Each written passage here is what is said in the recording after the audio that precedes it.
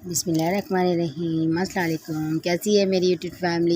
ये देखिए फ्रेंड, ये है शादी की वीडियो और ये मैं पहना रही हूँ चांदी की अंगूठी जो सलामी होती है। तो सलामी में हमने पहनाई थी दूल्हा को चांदी की अंगूठी।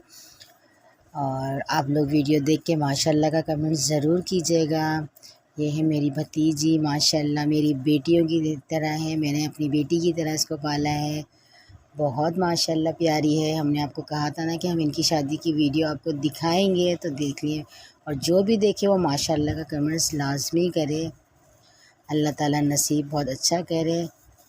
देखिए ये मैं पहना रही हूँ चांदी की अंगूठी।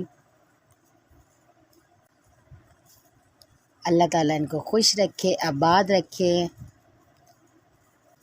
और बुरी नज़रों से बचा के रखे, हासिदों से। और जो बुरी नज़रें होती हैं ना, उनसे इन्हें रखे महफूज। आवाज़ हमने वीडियो की कर दी है बंद, क्योंकि आपको पता है कि शादी वगैरह में होता है बहुत ज़्यादा शोर। ये देखिए माशाल्लाह माशाल्लाह अंगूठी माशाल्लाह बहुत खूबसूरत थी। अंगूठी की वीडियो हमने आपको दे दी है, तो इसलिए करीब से नहीं ली है।